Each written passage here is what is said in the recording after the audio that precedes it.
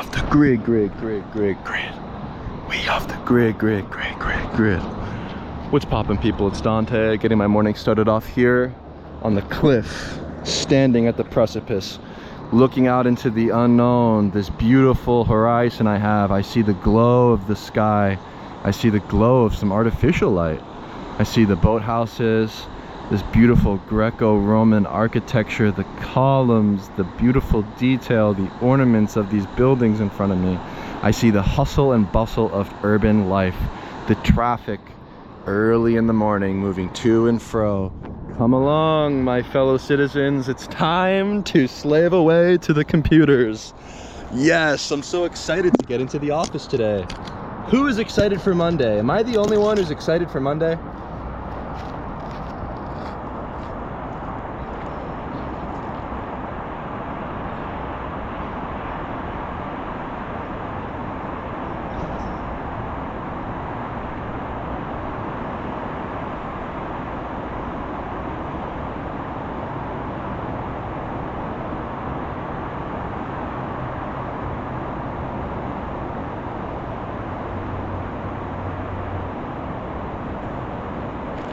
Man,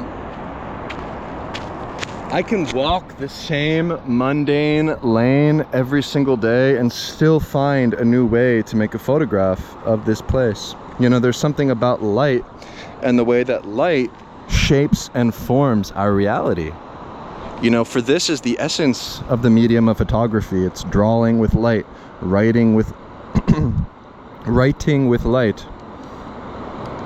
And yeah, perhaps by photographing, we create these instant sketches of light, these instant sketches of life. And I believe that photography has the ability to become the apex of art. And why do I believe this? I think that photography and the physicality of the medium, right, where you're moving your physical body through the world in embodied reality in the flesh, you know, responding to stimuli, responding to the sights, responding to the smells, the sensual feeling that you get on a street corner, in the world, in these open spaces, and your ability to articulate the world and to put order to the chaos is the ultimate goal of the photographer, of the artist generally. And we are not constrained to the four corners of a canvas. We are not constrained to a studio, to being inside. And I think that's where souls ultimately go to die. But when you're outside physically, you know, you exist outside the passage of time in the eternal now. And in this eternal now, we can find bliss. And there's this flow state that you enter where you recognize the patterns in nature and human behavior, whether it's studying the light or studying the way in which people move throughout the city. You know, the chaos is something that excites me, you know, but the city is built upon order. It's built upon the grid. It's built upon these different systems in place, you know, these sidewalks, the traffic lights, the different all the information that sets us in order, right? These security cameras that are watching our every move. You know, it's an interesting environment. The urban city, you know, Philadelphia. You know, I think Philadelphia is the greatest city in the world. You know, I still think maybe Rome's better. Can I go back to Rome? But yeah, I think that's interesting to think about too when it comes to like traveling, novelty experiences. You know, when I go to this location and I look out towards the horizon and I'm looking at my city, I'm thinking about how endless the opportunity to explore is. You know, how endless and abundant this feeling I get when standing at the precipice, when standing at the cliff, when looking out with this panopticon view from an elevated position, right? Where I'm elevating my body, elevating my mind, elevating my soul when I stand at this place. And oh man, it's like I could literally live in this eternal recurrence, you know, this loop, this physical place, Philadelphia, for the rest of my life, and still I believe, not experience everything, not see everything, not have everything, not see everything that this city has to offer, right? Like there's just so much to do, there's so much to learn. And maybe to avoid all of the distractions, you know, all of this information, you know, all of the news, the media, the television, the iPhones, like it's not the iPhone, but like the social medias, you know, even like text messages and like emails and like all this kind of stuff becomes the ultimate distraction, where the real information is light itself. And recognizing light as information, I believe, empowers the photographer. And I think that we should return to this essence of light being our medium within photography, where light is the truth. And when you photograph, you create your own world. You create an instant new world in a fraction of a second. And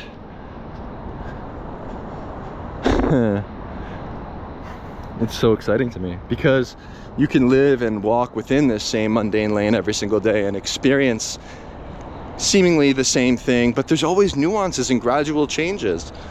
You know, whether it is the way that the clouds are casted on the skyline, or you know, the sounds that you hear, or the people that you meet, or the conversations that you have, right? There's just an endless amount of ways to experience novelty. And I think through this walk and exploring early in the morning, I'm reminding myself that, and it just makes and sets my day up in such a beautiful way. And I'm just so excited and eager to wake up in the morning and to just get the day started, you know, where I'm really excited for Monday. You know, it's another day. It's another day to conquer. You know, there's just so much to do. Look at this light that's casted on the art museum today. Wow, it's amazing. You know, the smallest details become infinitely fascinating when you use a camera. I think this is the superpower of photography. And maybe the problem with the modern cities, with urban life, modern society generally, is our enslavement to technology, where we put our minds above our physical bodies. And to me, this is a tragedy. You know, where I am currently going for my morning walk, putting on my weighted vest, you know, increasing my strength, increasing my vitality, my energy, my power, my vigor, my drive each and every day, because I understand that when you put your physical body first and foremost, everything else falls into place, right? Where I don't believe that you can have a great mind, I don't believe that you can have a great soul without first and foremost having a great physical body, without prioritizing your strength, your vitality. And so what are the simplest solutions or steps that we can take to increase this feeling of vitality? I think it's extremely simple. Sleeping well, getting enough rest. You know, before you go to bed, turn off all the damn lights and just put your head down. You know, just go to sleep. What do we do in the evenings these days in modern cities? We numb our brains with media. We watch stupid shows and movies and the TV or whatever. It's like, why are bedrooms designed to have TVs in front of the fucking bed now? It's like, can you just turn it off and go to damn bed? I think that would I think that would solve a lot of modern day problems. If everyone prioritized sleep and got better sleep, yeah, we would be less petty. We'd actually be less angry.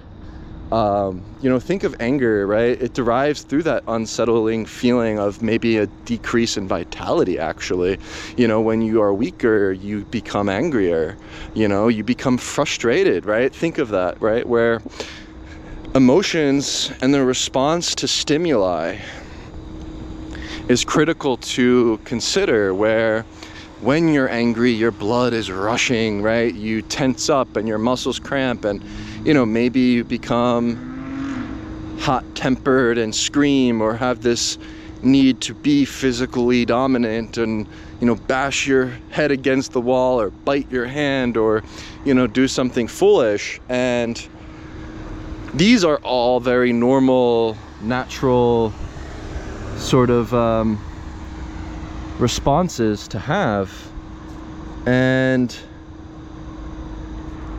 maybe to tame yourself, to conquer yourself in these emotional states of being is necessary.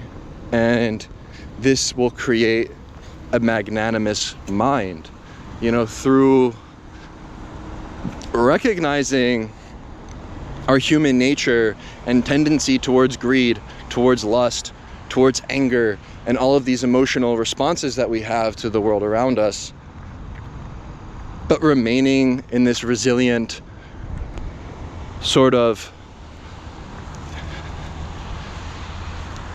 stoic way where you do not necessarily physically respond to those feelings and those whims. You know, maybe that is where the increased vitality shines the most, where the more physical power that you have within your physical body, I believe then the more power you will have over your physical mind, right? Where a weak body will inevitably respond to these emotional whims of anger and lust and greed, you know, in a negative manner, I believe. And so, yeah, the stronger your body, the stronger your mind. Yeah, hopefully that makes sense. And so maybe in this modern world where we become atomized, whether it's literally sitting down within these fucking cars coming into the offices, then sitting down in the offices, you know, becoming enslaved to computer technology, responding to text messages and emails and all of these things, it's like you're prioritizing your mind in your everyday life and work, where it's very easy and comfortable to sit down throughout the day and to, you know, be in an artificial enclosed environment like an office, you know, with air conditioning, with processed yummy foods, and sort of cage yourself in like a zoo animal. But I think that over time, this denial of the physical body will lead to the decline of the soul, the decline of the pursuit of greatness, you know, where we become comfortable and complacent with just good enough, you know, just being a good diligent worker. And it's like, I think that's maybe what the public education system, high school, has designed us to be, are just good busy bees, toiling, doing good work, reporting on time, having perfect attendance, studying, you know, passing the test. You know, all of these systems, I think, connect and ultimately lead to our current situation in modern society, which is just being a good, obedient worker and caging yourself in. I mean, that's ultimately my high school experience. You actually weren't permitted outdoors. You had to stay inside. Security checkpoints everywhere. Security officers, metal detectors, X-ray machine when you enter the school. It's like a freaking prison, that. But look, that was just my experience, and that's how I shape my perception of modern society now, is the effect of that system on the individual, sort of involuntarily, perfectly agreeing upon slavery.